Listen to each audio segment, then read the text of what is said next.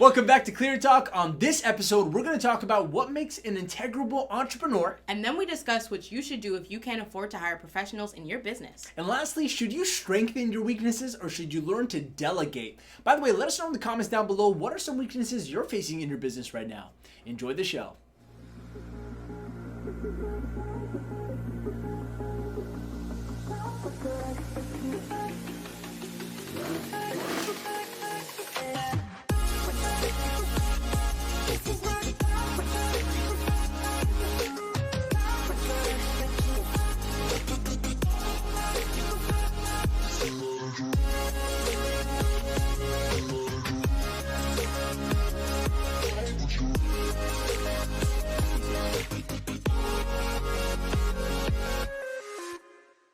Welcome back to Clear Talk. I'm your host, Armin Shaffi. This is my co-host, Jeanette Odero. And this is the #1 show for entrepreneurs and coaches who need clarity in their business, in their life.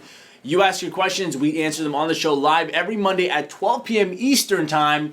And so here we are again live. And if you're on YouTube, by the way, right now you're watching this on YouTube, the recordings, make sure you hit that subscribe button and that little notification bell so that you get notified every time we come up with a brand new episode or when we post new training videos for building a coaching business and all that stuff. We post every single week, so make sure you hit that subscribe button. If you're on Facebook right now, share this video so that other people can join us in the fun, in the live show right now, so we can answer some questions live as well. And if you're on Instagram, then thank you for joining us. Send this as a DM to a few people so they can also join us as well. I'm excited. It's going to be a good show. What episode is this? 35? 35, yeah. 35, yeah. Okay, cool. Well, Jay, we're going to have a good show. A great show, as usual. So how was your weekend? Do you want to do that, or do you want to just hop into questions? I want to hop into questions. Yeah, you're ready to go? Sounds good. So our first question comes to us from John Gray. When you look to expand your team, do you pick specialists or people who can wear multiple hats? Specialists. See, here's the thing though. In the beginning of a business, when it's a startup, everybody needs to wear multiple hats. So you can't really find a specialist. Like, I can't find someone who's like a master copywriter when I'm just a startup. It's not going to happen. So by default, like in the beginning of things, you have to find people that are actually good at multiple hats. So when I'm starting a team, I need someone who could do multiple things. Jay could do multiple things. Lauren could do multiple things. Isaiah could do multiple things. Imal could do multiple things. And I can do multiple things.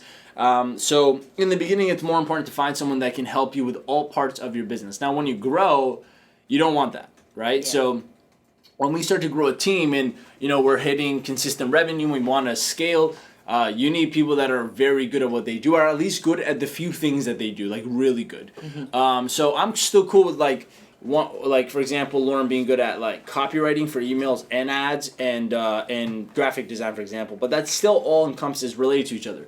I would never be okay with two completely unrelated things, like if she was doing that and accounting. Like that would be, But in the beginning, if you're low staffed, then obviously it's a lot easier to have people that just know how to malleably adjust themselves so they can do multiple things and get stuff done. So in the beginning of your business, in the startup phase, the goal is to have people that can just help you do everything, that get stuff done, which means multiple hats. Mm-hmm. But when you grow, the only way to really grow, just to be honest, the only way to really scale a company is if you can, what is that? No, I'm just... What are you saying? I was preemptively doing what you were going to say. Just go! The only way to grow a company is to be able to get each person focused on one very good skill set that they have so that everyone could kind of mastermind and be like an expert in that field. So that's my real answer. That's what when I'm growing a company, I don't want multiple hats. I want someone who's really good at one thing. Yeah. And then I want to get everyone who's really good at one thing at a time, so that it's a whole team of like really good expert people. So, but in the beginning, it's different. So. Yeah, I think what Armin said is really powerful, especially having people who can wear multiple hats in a specific bubble of things, right? Because especially as he said, like everyone in our team has multiple hats within a governing body, right? So as things progress and we can communicate on various topics, because we all have specific things that we know in addition to a little bit of like secondary things that we know as well. So it kind of really helps the team be more collaborative in a sense. Of course, Armin is the CEO, but we have marketing meetings and we all sit together and we're talking about different things. Whereas, in the meeting, there's a couple of people who are more experienced on that thing, but based on, the fact that we all have a certain level of additional knowledge, we can come together and collaborate and come to a decision based on X, Y, and Z as a team and as a unit, right? But it is important, like Armin said, to have people who are versed in one specific subject matter. So for example, like marketing is a huge bubble of multiple different things.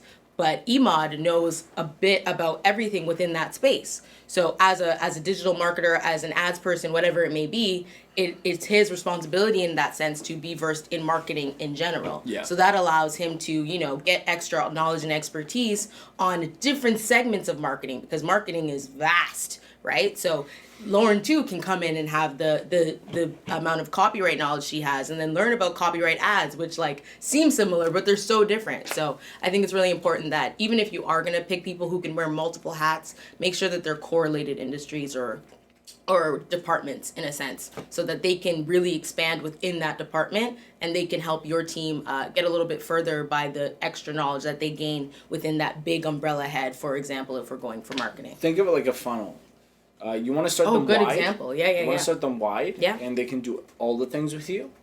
And then you want to start honing their skills into one focus in your business. Perfect. Yeah. And then once they do that, there's obviously other areas here that they have to neglect now. Mm-hmm. But that's where you think about hiring another person or getting a yes. new intern or something and delegating that to them. So we're doing that right now, actually. We're in the phase of getting Lauren to get really good at one specific type of copywriting, which is for ads, because that produces income for the company. So, and emails, like those two are the most important. And then Emad is also getting really good at ads, like running actual ads and split testing and all this. So what are we doing is we're hiring a third person, like an assistant to both of them, that can take care of all the minuscule things that don't take skill, it just takes time. And so we're delegating that to them as they get focused on one specific important skill set. And then if they get so busy that the assistant gets too busy, now we get a second assistant. And so it's like every time you funnel down to get more accurate, there has to be more people that like kind of take the baton for the other stuff. But the goal is to get each person on your team to one really good thing that they're good at. It doesn't mean that they can't be really good at something and still juggle a couple other things. Sure it does.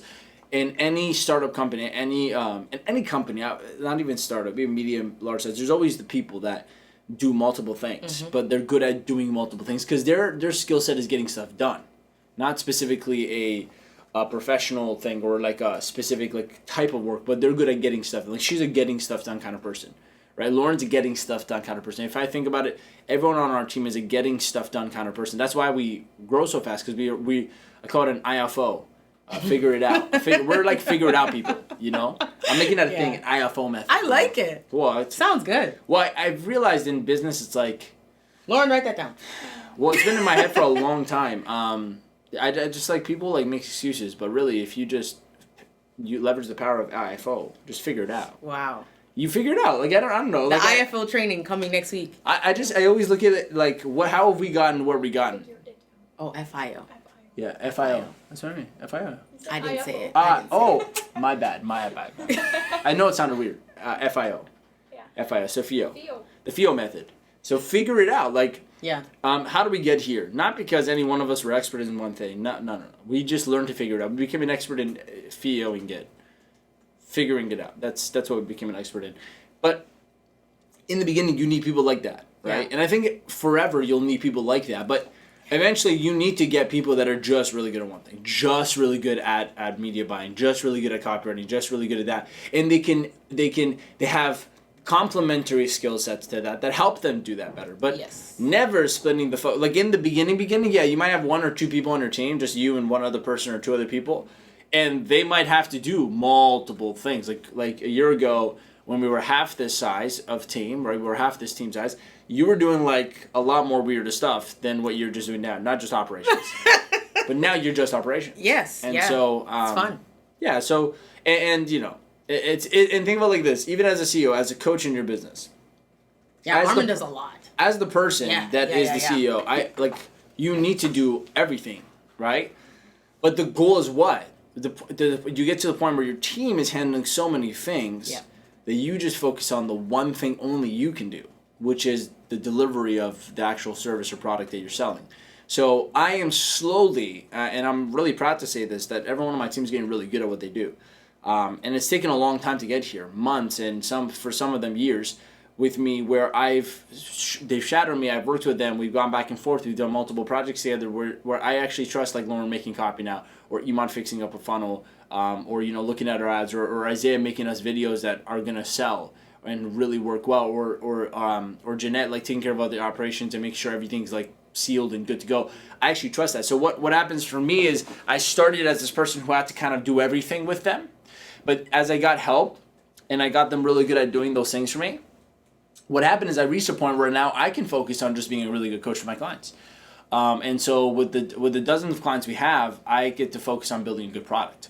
I get to focus on being a good marketer of my stuff because only I can sell it because it's my face, my product. So that's the goal. Eventually, again, funneling down to Armin just does the delivery, and we have an entire marketing machine here that is getting clients, getting us exposure, making sales. If the business is built in a way where the actual business part of my business is automated and in terms of streamlined, like there's people running it and they're good, everyone's benefiting the best because they have something they're good at. But I literally just focus on delivering. And what I mean by that is look at Tony Robbins. I'm sure he is the CEO of his own company, even at his level. Yeah. But when you look at him, he's probably spending 95% of his time like actually delivering his product. Absolutely. He's traveling, teaching, coaching. 5% of it is maintaining and managing probably his top leaders in the company to make sure everything's running well. But that's just maintenance. Like he's just inspiring them, keeping them up to date, seeing where the numbers are at. But most of the time, you see this guy on the stage. You see him doing his work, his actual delivery. Yeah. That is the goal in every person's business. As a coach, you want to get to the point where you're just delivering. But to do that, you got to start with people who are, jack of all trades in terms of doing all stuff, and then get them really good at one thing, and then it always keep delegating the funnel upwards, right? So more beginner people at the wider part of skills, and get the people that are really good on one specific accurate thing that they're good at that generates money for the company and generates progress. So that's our answer. I like that funnel. That's a good. You can make that a. That was great. That a operations training. That was lovely. I was like, ooh, funnel. Oh, why don't you make a funnel, reverse funnel? Oh, sorry, reverse funnel. A funnel. A reverse funnel is a pyramid. Yeah. Why don't you make a funnel? And the levels of skills just be good for training. So make a funnel and put the skill set level from level 1, 2, 3 all the way down to 4 or something. And level 4 is you're an expert in that field. It's your job. Level 3 is that and plus other things. And maybe you can create a funnel for each position or the generalized positions of the company. And then you will know where everyone's at. So we can grade where we're all at. We'll be like, okay, Lauren's here. That was a lovely. Yeah, can you do that? Yeah. Yo, come on. Come on, babe. Love that. All right. Just come up with your ideas. Next question. What personal values do you think are necessary to be an integrable entrepreneur? That question is from Jennifer Williams. What do you think? Personal values. So if we're going, this is not about morality or anything like that, but a personal value should be respect. I think that's number one. I think that everyone should, be willing to give respect to people. Maybe not all the time. I think it's interesting, I think, growing up about respect when you're I gotta respect you because you're you're elder than me or whatever. And I agree with that to the extent that, that person is also willing to respect you. So a community of respect, I think, is extremely important. Number 2, I would say doing the right thing all the time, even when nobody's watching, right? If you know that you're acting the same way that you would if your boss was seeing you or your employee was seeing you or your friends or your peers are seeing you, that's really important to me as an entrepreneur, that you're going to do the right thing all the time. And lastly, I would say... Dancing. Music is a personal value. She thinks it's important. No, it's not. Music is important to me, but it's not a value as an entrepreneur. I would say lastly... 2 hours later. 2,000 years later. Being an entrepreneur is about helping other people, right? Your product, at the end of the day, whatever you're bringing to the market, is about the community and about, other people. It's not about you. So I would say that that's the last thing, making sure that you're willing to be a person of service and creating something in the world that people actually not only need but could benefit from. If you're just creating something that is detrimental to people, then I think that that's not good, in my personal opinion. So those would be my top three. So see, the question is, what personal values do you think is necessary to become an integrable entrepreneur? I don't think the question is personal values. the question is framed as if personal values determine integrity. Integrity and personal values are two different things. Integrity on its own is its own thing, like you said, which is to do the right thing when no one's watching. So to be an integrable entrepreneur, you just got to have integrity. Integrity is its own thing. It's not, values don't make up integrity. True. Because if you like family and I like knowledge and she likes love, or one person likes, they believe in respect, none of these things determine whether we have integrity or not. That's true. So it's not about which personal values it is. Any entrepreneur with any type of variation of values can be unintegrable and integrable, right? Just because I have respect at the top of my values doesn't mean I'm going to be integrable. Doesn't mean I'm going to do the right thing at all the time. That's Just true. because I have family or ethics or whatever at the top, it's integrity itself is a value. That's what I'm trying to say. So it's the question is coming at the wrong angle. It's about just having integrity. It doesn't matter about your values. Your values don't matter. Like my values really don't matter. I don't impose my values on this team, right? We have a team value system, right? We have the family, obsession, playfulness, and what was it? Integrity. Integrity. Yeah, integrity is its own thing. Yeah. But you want to be an integrable entrepreneur, always do things like the right way, according to your conscience. So when nobody's watching, do the right things. When you do a transaction with someone, recognize that there is always a third party in every transaction you make. And if you do something knowingly wrong, that third party knows. You can never escape it knowing. So even if the other person doesn't know, the third party does, and so you will pay the price for that. So the way to be an integrable entrepreneur is just to have integrity. It's not about your personal values. But don't make the mistake of judging a person based off their values. It has nothing to do with anything. That's just their way of seeing what's important to them in life. If one person thinks creativity is important, the other one thinks, certainty is important, and one other person thinks love is important, it has nothing to do whether they're a good person or not, or an integrable person or not. It's just their way of seeing what life is about. In fact, being a good leader is learning how to take people's different values and harmonizing them with each other. How to take a person who thinks family is important, number one on the list, and the other one thinks, health is the number one on the list, and one who thinks, like being certain or safe or cautious is number one on the list. How do you take those people and make them work together very well?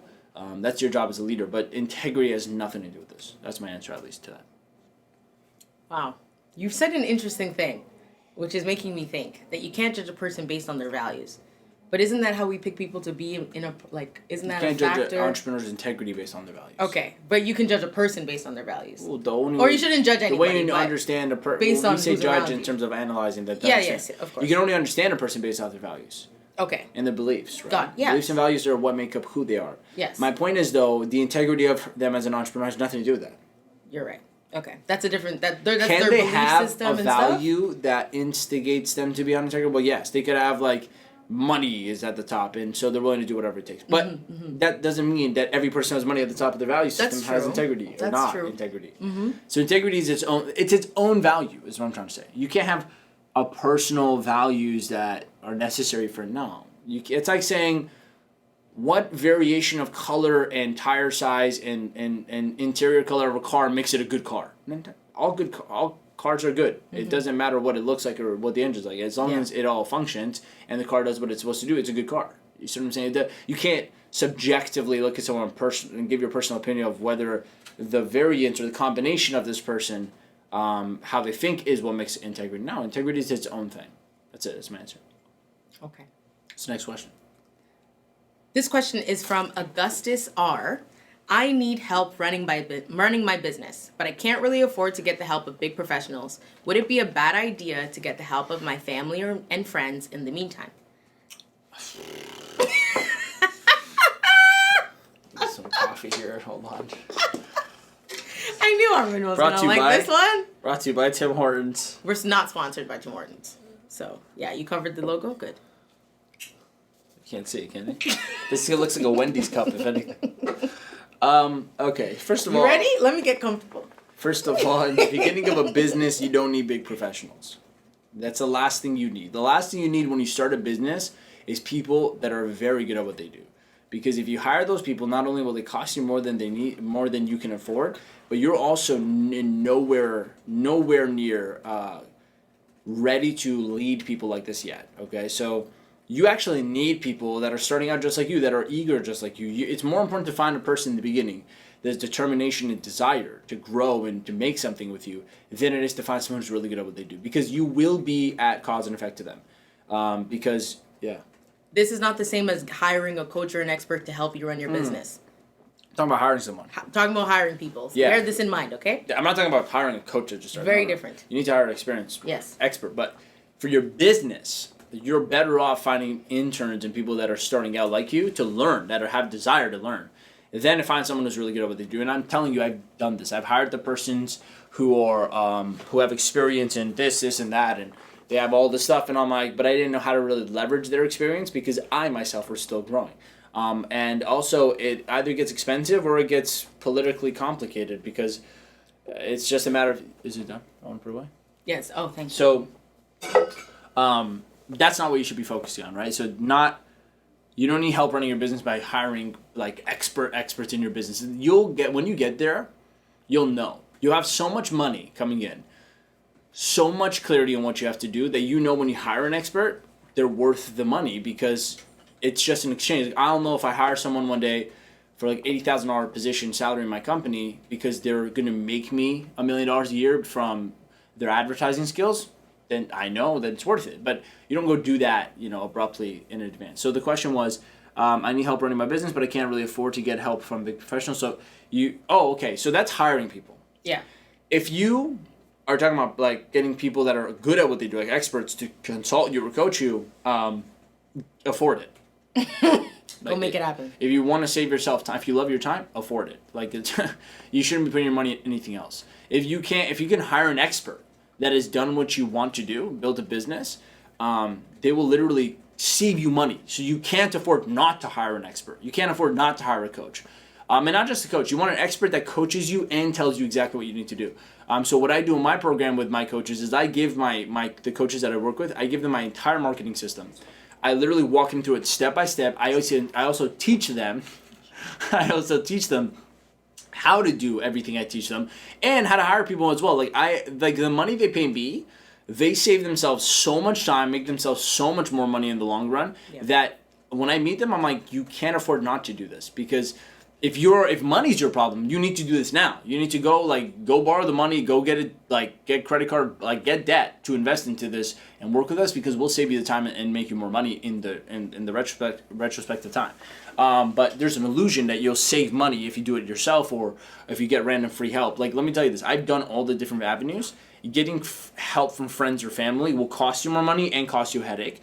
If you get try to do everything on your own without being afraid of not investing into like actual, when you say professionals, experts to help you build your business properly, then you are going to just spend more money over time because you're going to drip it out by accident, not knowing what you're doing. It's going to cost you more money than it would cost if you just paid up front to someone to teach you how. I'm telling you because I've done both. I've done to do it on my own, get people who are my family or my friends to work for free with me and help me out. That doesn't work.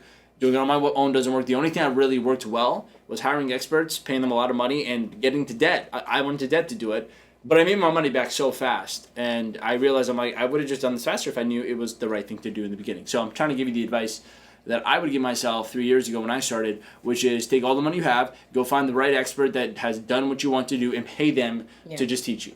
Because you have to have faith in yourself that you'll make it work because they've told you what to do now. So that's the can't afford it. Go afford it. Everyone can afford something if they want to afford it. When you buy a house, you can't afford it. Most people, 99% of people who own a home in this world have a mortgage, right? A mortgage means you couldn't afford that house. That means everyone who has a house right now or has investments can't afford it. So it's not about can you afford it, that's the end of it. No, it's like, can you afford it? Okay, how can I afford it now? Yes. Can I get the debt? Like if you're willing to get a $700,000 loan to get a home you can't afford, you should be willing to borrow 10 grand from a line of credit to invest into an expert to help you build a business. Come on, it makes no sense. And so it's not about can I or can I not afford it. It's like, do you want to afford it? Because you can most people are driving cars they can't afford. You know how I know? They have a loan. Yeah. So if you have a loan for anything, that means you couldn't afford it, but you still have it. What happened? Well, are you not looking at an investment in your business or an expert and professional to help you build your business properly as the same like level of value in your life? If not more important. You're willing to drop $60,000 of a loan that you can't afford on a car or $600,000 on a house, but you're not willing to put $5, $10, $15,000 into experts to help you learn how to build a business machine that will make you money forever. I don't. That makes no sense to me.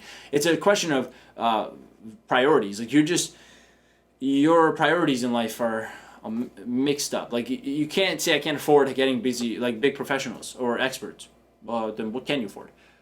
If you have absolute no money, then yeah, you have to do it yourself. Yeah. And I'll tell you how to do that right now. But my first thing is if you can find the money, if you have access to the money to hire an expert, that will save you more money and save you time, which is more important. I'm telling you from experience. The next part of it, would it be bad choice to get the help of family and friends? So in the beginning, I had had family. Like I had my cousin help me with a seminar, and I had friends that were helping me out. Like if they help out, sure. Yeah. Do not count on that long term. It gets messy and it gets stupid. So that's not really a business yet. But if you get friends or family to help you out with a few things, sure. But it depends what your business is. Like what would you need even help for? Like what could your family and friends do for you that you can't just learn yourself and go and earn a little bit of money with that to hire the expert to help you do this? So I would not hire family. It's my answer. I don't believe in working with family in a business. I don't, because when you mix money into any equation, everybody has the same religion, right? It's the money. It's nothing else. I love that. You put money between siblings, between parents, between cousins.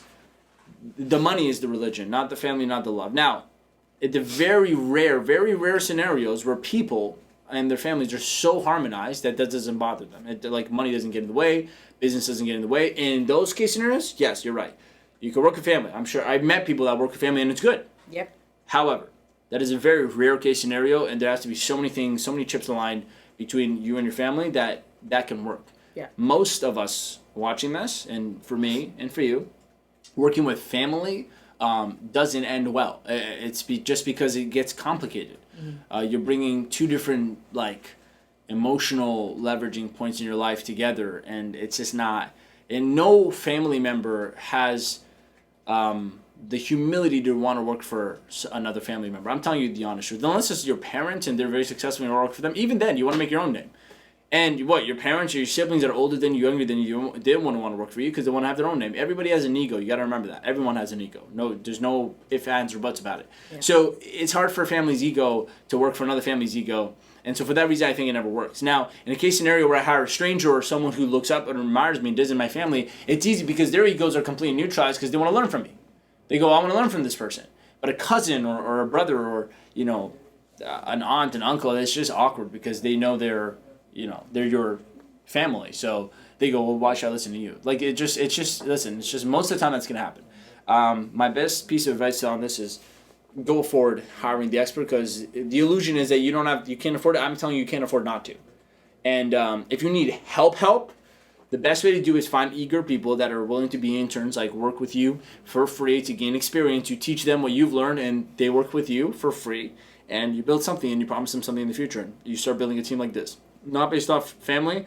And I wouldn't do with friends either. If you love your friendship, don't. It's okay to be friendly with the people you work with, but don't bring friendship into a business, because when decisions have to be made, when faults have to be fixed, the friendship part gets affected, because the outcome of the business is more important than the friendship part of the business. So you don't want to jeopardize that by bringing complications into a business. In a business, it's like everyone just has to get it done so that everyone benefits and gets paid at the end of the day, right? If you bring friendship into it, it's like there's another motive there. You don't want to mess up the friendship, but now it slows down your business because now you have emotion involved. It just gets really messy. So it's better if you're a CEO in your business to just hire people that are not your friends, right? That just admire you or want to work with you or whatever. And there isn't some underlying connection from the past before where they develop that with you as a superior, as someone that they work for and they're learning from. It just balances the feeling, the relationship better. But yeah, so I just answered 3 different types of questions. Yeah. Family, I wouldn't work with. Yeah. Second, friendship. Don't bring friends in. Make friends of the people you work with.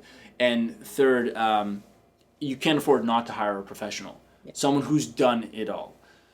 So, yeah, is that fully the? Yeah, it is. It will help family and friends in the meantime. Yeah, I think you answered it. But you will get help from family and friends. I got help, like voluntary help from family and friends at the beginning, but I couldn't afford it. But that is such a short-term solution. I'm telling you how to think properly.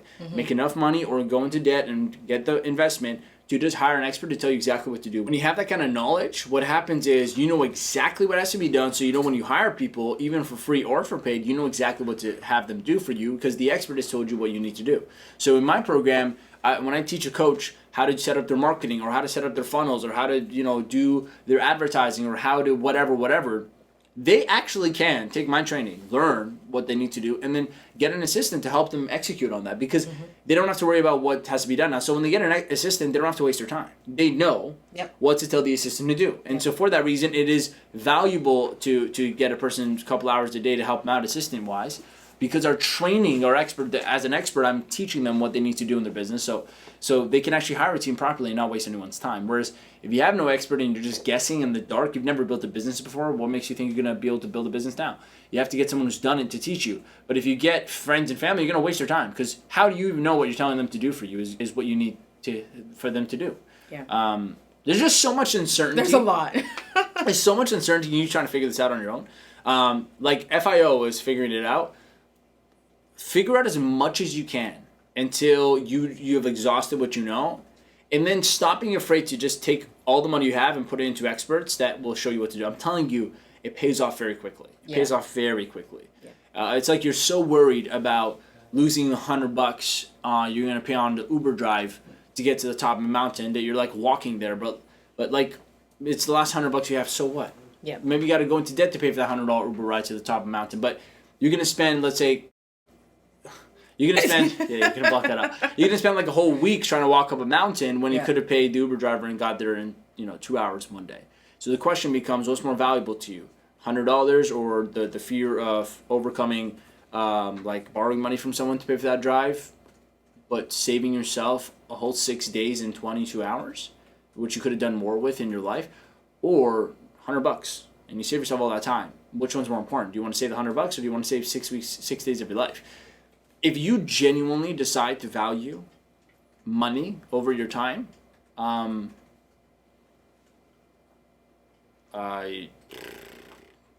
that's just terrible. Like, I don't think about that. You have a resource which you can replenish. Money can come and go. You can make more money if you spend it. If you even lose money, you can make it again. So even if it's a bad investment, you can make it back. But what happens with your time? What happens with a month of your life that goes away because you're busy trying to figure things out, not willing to pay someone to come show you in a day how to get it all done?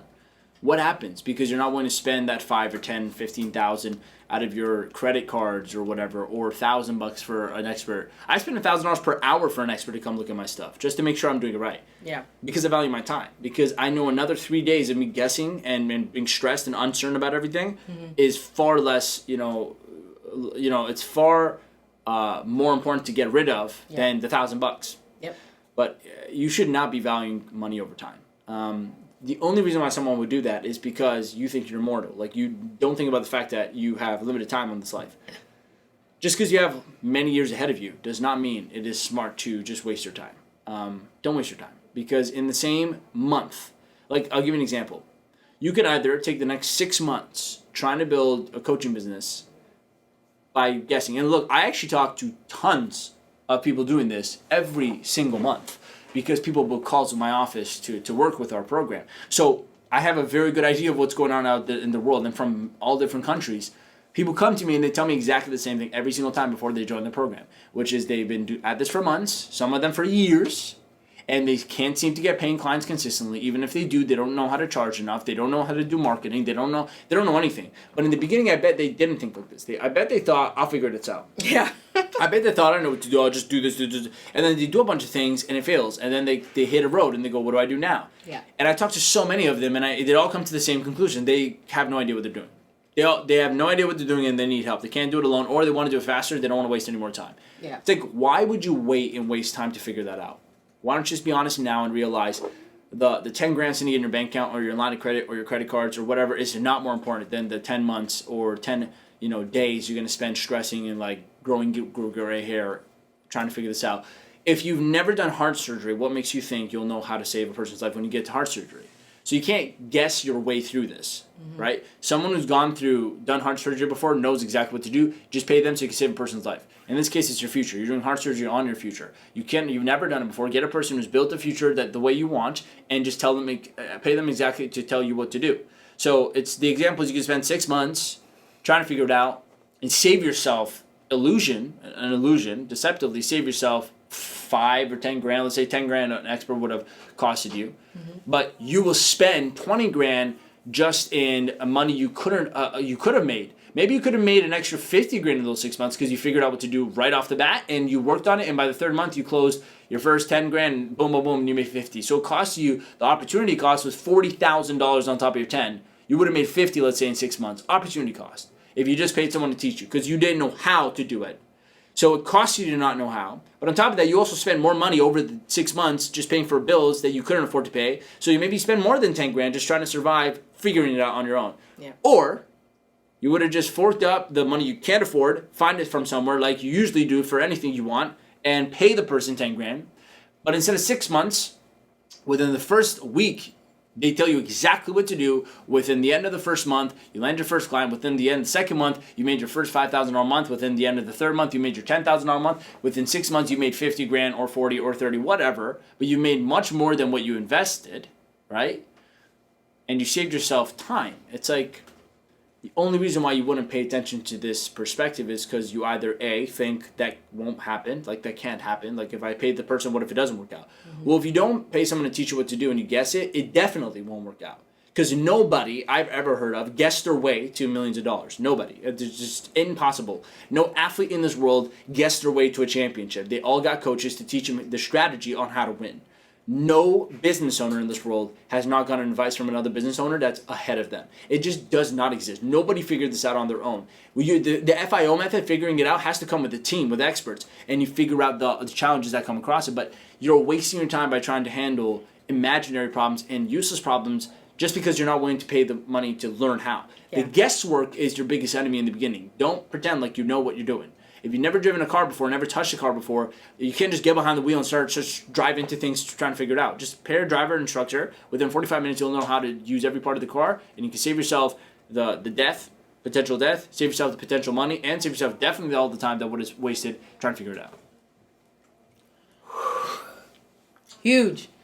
One thing that the first thing that I want to say is like any money that you spend on your business, the faster that you recognize that it is an investment, the more carefree you're going to be about everything else in the future.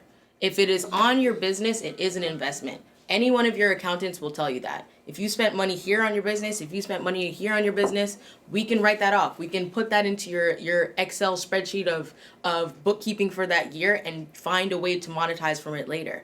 The fastest way that you get over the fact that, I got to spend money on this, yeah, you're going to have to spend money. You're a business owner. You're going to have to spend money, but it's not an expense. It's an investment. Every single dollar that goes into your business is ultimately an investment into your personal success, into your future, right? So I think that that's a very important thing to remember right away, is that if you're putting money into your business, and putting money into your business means hiring a good coach, means spending money on people who can help you do what you need to do. Those are investments.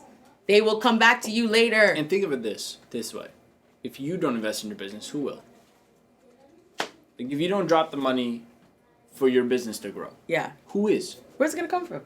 Who's gonna spend the money to help your business grow? Honestly, think about that. Yeah. If you're not willing to even put money into your own business, first of all, you're telling yourself you don't care about making this work, because your own brain is watching you and going, well, you're afraid to spend money on your own business. You don't actually believe this is going to work. You don't believe in this business. It's a very deep point. And the second is, if you don't invest in your business, who do you think will? No business was built for free. All of it costs money, time, and energy and effort. Yeah. So if you're not the one willing to exert that, who is? Are you waiting for someone else to come in and give you the money? So it's like you can't avoid eventually having the cost of the price you have to pay for building a business. Yeah. So it's like, do you want to do it later and waste time like hoping that some alternate reality where you actually figure out how to build a multiple six-figure successful business all for free from scratch, which doesn't exist? Or do you just want to face the fact now, which is any person who's succeeded has hired someone properly to show them what to do? Yep. This is a mindset issue. You trying to figure out how to get friends and family to help you out and teach you things that they don't know how to do is a mindset problem, as opposed to trying to figure out how to afford a person who just knows how to teach you what to do. You're asking how to avoid the inevitable. Don't. It's inevitable. That's it.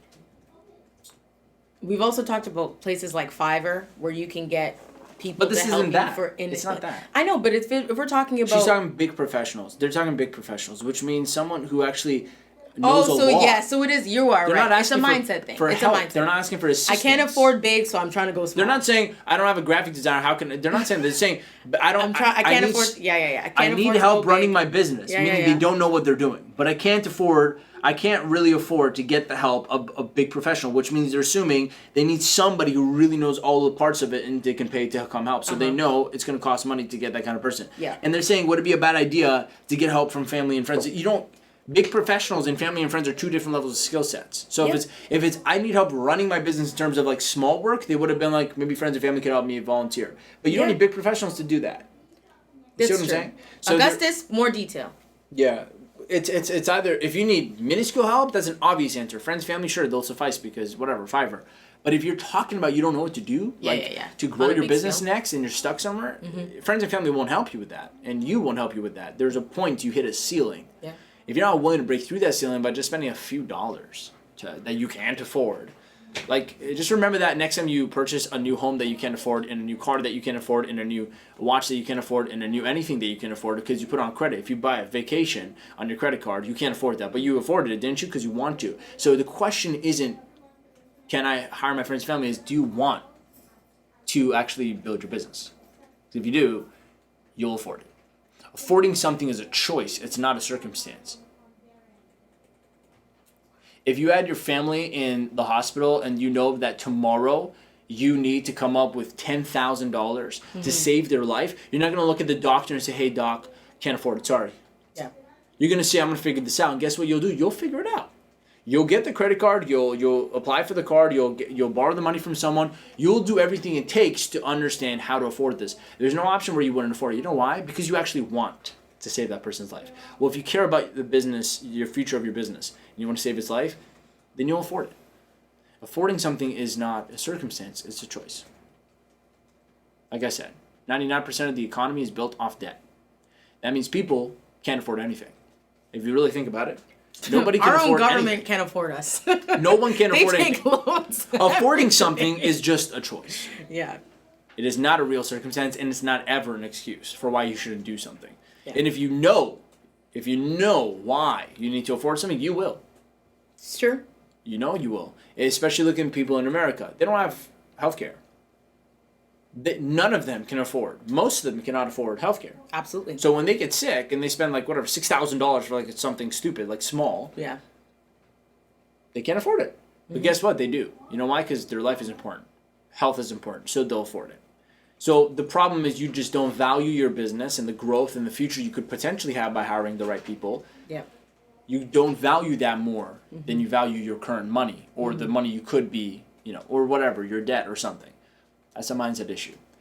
You got to be willing to take that risk. And you got to believe in yourself that you'll figure it out, or else you're stuck anyways. And friends and family won't help you with that. Fiverr won't help you with that. So, is there something going on here? There is, yeah. Can we get a look on here? Do we have any comments? Armin's Instagram, it's Eric Goes Global says wise. That's about it. Wise. Thanks, Eric Goes Global. Is there anything else? Cool. What's the next question? Next question. I've been doing the work and I know my weaknesses. Yeah. Should I try to strengthen them or delegate? How should I go about it either way? That question is from Akanksha. Hopefully I did that right. Akanksha.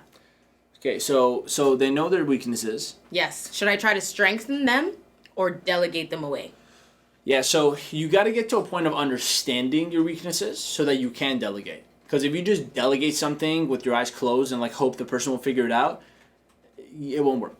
Okay, so I know my weaknesses too. I'm really bad at the stuff that Jay does. Like operational things. Actually, I'm good at operational, like You're logistics. good at it. Don't say you're not good at it. No, You're no, good that's at not what I'm talking about. You don't I'm like talking it. Yeah, I don't like it. I'm talking about like contracts, legal, accounting, like, but I understand it. If I sat down with her on anything she's doing, within 10 minutes I'll understand it. Yeah. And I'll know how to fix it with her. That's his skill, eh? Master skill. But yeah, I don't know. What would that skill be called? I don't know. If you guys know, I'm a quick learner. That's what it is. But it's more than that. My Armin brain's adjusting. is really good at inputting information and then like putting it together in a way that like a 10 paragraph thing, he'll be like, okay, learn, 2 paragraphs. Yeah. This is exactly what it is. And like, I guess that's like a communication this. skill, right? But it's like, it's more than that. It's a communication skill. That's why But it's understanding too, because you also That's communication. But It's I think it's more about you are usually able to take like a lot of data or complex structure and then simplify it. yeah, 100%. Like- But that's communication. It's like my ability to digest data, and then summarize it back, communicate it back. But it's deeper than when communication. I can it's articulate. communicative, it's more about someone else. But Yes. you're able to communicate it to yourself. Yeah. Right, I learn in a very To interesting way. yourself. If you know what it's called, let us know. It's I'm trying to think about it. When I learn something, I'm just always trying to figure out why it works, how it works. It's just like why and how. That's it. And then once I figure that out, it doesn't matter all the information anymore. I know how to explain it. You know what I mean? Like if let's say for example, we're looking at a contract that we get clients to sign. Yeah. And we have 23 clauses in it. I'm just gonna go up like, what's the point of this contract? Well, we got to make sure. Yeah. Like, what's the goal here? The goal is they sign it, they're protected, we're protected. If anyone tries to take advantage of us, they can't. It's also legal binding contracts so that their clients of ours, blah, blah, blah. So I understand. I'm like, okay, so I get the goal. So now when I'm going in through it with you, if I'm like reviewing it, for example, I know my intention behind the contract. And I'll know each clause is a can or cannot do thing. So I'm just looking at like how everything works and the why. Yeah. Kind of the structure of why it is the way it is. And once I understand it, I don't need to know every single tiny clause. I just have to make sure that it does the job properly. So I'll ask Jay, like, does it also protect us from this? And she'll be like, well, yes or no, and I can add that in. And so I'll understand it within minutes and then know how to fix it to optimize it. It's like an optimizing skill. It's like how to take things and improve it. That's a good word for it. It's pretty much what it is. So my point is there's a lot of things I know I don't like, and it's my weakness. Like, I don't... Is there something I'm actually weak at? I'm trying to think about it. Or am I just... Well, you don't... Because I'm trying to say, like, I want to answer honestly, and I just feel like I'm good at everything. I'm not kidding. Like, I think I'm good at everything, and I know how to delegate it for that reason. So I don't know, like, do I really suck at something that I have delegated that I actually can't do? Because every part of your business, every part of my business with you guys, I've taught you. Most of it. Some of you, like, have previous, but I've taught you all parts of it. It's like, what part of it am I actually not good at? There are things that you do that I know I don't touch. Like, I actually don't know what you do. What do you do maybe that you know legal, I don't? Maybe legal. But even, yeah, legal is like the furthest one. That would. But I can't even say accounting because you know how deep I went into accounting with my stuff. Exactly. I was gonna say, I almost said accounting, but I was like, no, that's not true. I neglect legal. Like, I don't even care. I'm like, yeah, just get done. But that's not even like... Maybe graphic design? No, I review everything with graphic design. That's it. Nothing. Is my answer like just get good at everything? I don't know. And I'm trying to actually connect to a person. Go back like a couple of years maybe then instead. What was a weakness that you looked for? I think. What? Do you want to talk ads? Before you learned ads? Yeah, I sucked at ads. Before but I got you better. learned ads, you sucked at it? Okay, so let's look at ads. I did not know how to run ads. In fact, I delegated that all the time and it always didn't work out. Yes. Okay, because I was afraid of ads. It overwhelmed me when I looked at the Facebook dashboard. I'm like, So I learned. So, like, I learned recently. And so all I did was I understood it. Like, I spent there for days rewatching training videos and going in and practicing. But now I'm really good at it. But you did delegate it first. So yeah, it didn't work out. So your answer is I delegated don't delegate. it first and it didn't work out. Because here's the thing. What I'm trying to say is here's my answer. Yeah. You need to at least reach the level of understanding something fully before you can delegate it. Because if you don't understand what you're delegating, you will either be taken advantage of, you either waste a person's time or waste your own money by hiring them, or you'll just be in the dark, and that's scary in a business. Mm-hmm. So when I hired a Facebook expert, maybe she was great, I just didn't know. And now when I look back, can't comment on that. But I will say this. When I hired her, I was hoping she'll take care of it and I'll just get the end result, which is leads coming in.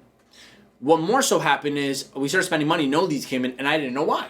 Yes. And I hated that. I hated that I didn't know why. Yeah. And I couldn't blame her because I'm like, well, she's saying she's the expert. She's saying it's going to work out. But how do I know if it is working or if it's not working or if I'm paying her enough or I'm not paying her enough? Or I don't know. Yeah. So I realized whether I get to hire someone Delegate anyways for this weakness, which was ads. It was a weakness. I wasn't bad at marketing. Like I can make like good content, but I didn't know how to advertise. Ads are very different. It was like a combination of accounting, like math and so much stuff. And so I'm like, ugh, so ads, were a weakness. But I learned, I thought about it, I'm like, out of integrity. I cannot tell someone to do something for me I don't know what they're doing. So I'm like, if I don't understand how to speak the language with this person, then it's my fault if they don't do a good job. Because I don't even know how to communicate what I want. Like, I don't even know what my options are. So I spent the time to learn. I learned enough about my weakness, which is ads, that I got good at it because I understood how to talk about it, explain it, why it's working, why it's not working. So I spent a couple days and I just learned everything. And I understand how to communicate. So when I talk to my Facebook ad expert now, I was talking to them about like the custom audiences and the conversions and if it's firing off signals, if our compliance is good. Yep. Because I learned. Now, I run my ads now myself because I enjoy it, because I actually think it's good. And like every time I launch a new ad, I see the leads coming in and it's like money and it's like, wow, it's fun. So my real thing is, but I'm teaching that now, I'm delegating it. So my thing is this. This idea of strengths and weaknesses is real because there's things you're naturally good at, like I'm good at communication and teaching and working with people, and the complete opposite is like all the analytical small stuff, but I learned that. Yes. That's what I'm trying to say. Like I learned. I'm not afraid of learning new things. So what I would say is this, and the question comes down to, I've been doing the work and I know my weaknesses. Should I try to strengthen them or delegate? How should I go about it either way? So here's the real answer at the end of it all.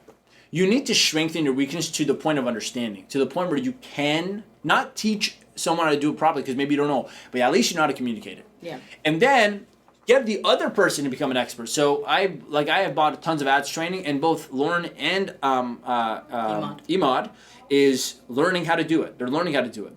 But I first had to learn first. I tried to delegate to Imad, but the problem was it's not his fault. I had no idea what to expect. So when I was like, go learn this stuff and do it, he was like, okay, so I'm going to do this. And where was I? I was emotionally like vulnerable because every time I'd spend money, I'd be like, what happened? And I didn't know what I could tell him because I didn't know what was happening. Yeah. So I realized I'm the problem. So I went and learned. So here's my thing. I strengthened my weakness to the point of understanding. At least to the point where I understand how to talk about it, know why it's working, know why it's not. Once I did that, I decided to take on my ads myself, but I don't want to do that full time. I'm teaching Imad now. So now I get to teach him because I spent the time to strengthen my weakness. But it's a strength now. Yeah. I'm good at running ads. Do I want to? No. It's a preference. I don't want to. I want him to be really good, like I am. And I want Lauren to be good at writing copy. So I'm showing them all the things I learned myself. Yeah. And getting them to do that. And guess what? They're going to get better at me than it. You know why? Because they're going to spend most of their time now learning that thing. I'm not. So I learned it up to the point of like, let's say there's 10 levels of degrees of a skill. Yeah. I learned up to the point of like 5. So I understand at least half of everything, right? So I'm 50% capacity of skill set with this. And they're at like 10 or 20%. I'm going to help them get at least to 50. And then once they get there and they feel confident like me, they're going to go learn up to 100%. Yeah. And I'm going to go refocus something I'm good at. But I have to do that with every single skill. So if I'm really bad at something, I have to learn at least to understand it. Then I help someone understand what the goal is and give them delegate the desire to them to go learn how to become an expert because I can. Yeah. So I'm not saying I did everything on my myself. What I'm saying is I learned enough to be able to teach to get the person off the ground, and now it's their job to spend their time to get good at it as opposed to me. So that's how I would actually handle delegating weaknesses, which is you got to learn how to make it at least a mediocre skill, not weakness. A weakness means you suck at it. If you suck at tech and you're not willing to learn, you shouldn't be in business. If you suck at accounting and you're not willing to learn, you shouldn't run a business. I'm telling you right now. If you're unwilling to learn new things for your business to succeed, you don't actually want to build your business. Yeah. You just want it to be easy, and if it doesn't get easy, you're going to quit. So you got to be able to learn all your weaknesses at least, not until it's your strength. You don't need that, but at least until you understand it, and then you get someone else to take on the role of making it their strength. So, yeah. And I think that there's something that Armin said that is really important, and it's breaking down the fact that as a business owner, you need, and we've talked about this on past episodes, right? You need to have a certain level of understanding for each area of your business. You don't have to be great at it. You You don't have to be an expert in every single section, but you need a basic level of understanding for every single portion of your business. If you are the business owner, right? If you're going into a partnership and you have other people who are responsible, that's the only way that I would say maybe you can sacrifice a bit, because you know they're an expert in X, Y, and Z, and you're the other half. But that's the only time that I would say you don't need to have a basic. It's still negotiable. Still, I know it's still just because you can only. A partner only goes so I've far, done that right? before. Because if your partner knows more than you in something, or at least you have no idea, it could get wonky. You're vulnerable there. Yeah. You have to. It is your job to understand all parts of your business. Yeah. Understanding. And then understanding enough to communicate, teach it, and give someone the instructions on what the goal is. Yeah. So, for example, if I had no idea about my ads, and I didn't know that spending $3,000 could make us 30, I didn't know it's possible. How am I going to ever tell the quota or set the marketers for Imam to do that? Yeah. It's because I went out there myself and I understood it enough to teach him, like, here's the goal. We have to spend this much a day to get this much. So I understand how to communicate it. Now, the nicks and crannies and make sure it's compliant and all this stuff, I don't have the time to do that. And if I had to, then what's the use for him? So he gets now to get that privilege to go learn all that stuff to make sure it's done properly. But I at least have to understand how to communicate the goal in that area. Yeah. So your job is to know the why behind all things that happen in your business and to understand the why. So your job is to know the why behind all things that happen in your business and understand the how. It is your team's job to execute the what has to be done. So I'm going to say that again. Yeah, as a CEO, your job is to know the why behind all parts of your business. Yeah. Why is everything there, and why do we do this? Why do we do that? If you don't know the why, then you're just uncertain shooting in the dark, which is why you need an expert, because they know why you need to do what. Yeah. So your job as a CEO is to know the why behind all parts of your business and understand the how. You don't need to know the how. Maybe you don't know exactly what the how is, but at least understand how. We have to conceptually get our ass to here, to here, to here, spend this much. It's conceptual. It's like, I kind of understand. I don't know how to do this specifically, but I know how it kind of has to look, because you understand why and you spend enough time to understand how this stuff works. Yeah. But it's your jobs team to execute the what. What has to be done today, tomorrow to make it happen. So your job is to understand everything in retrospective vision and to delegate the doing of it so that they get the what done. Okay, you can't do that. If you do the what as well, you're a one-person show. So yeah, that's a good way to put everything. Yeah, and if you're talking weaknesses, I know, Akanksha, you mentioned that, you've been doing the work to know your weaknesses, and I think that too can take a little future probing. Just because you know your weaknesses, you can know a weakness and it just might not be something that you like to do. Yeah. You know what I mean? Like, those things are a part of the business structure. Like, you cannot, I think it's dying, yeah. I don't like accounting. Doesn't mean it's a weakness. Like, there's a difference. It's just something that you may or may not like, but it might not be an actual tangible weakness to you in your business, right? Yeah. And you're not going to know that fully. Are we okay?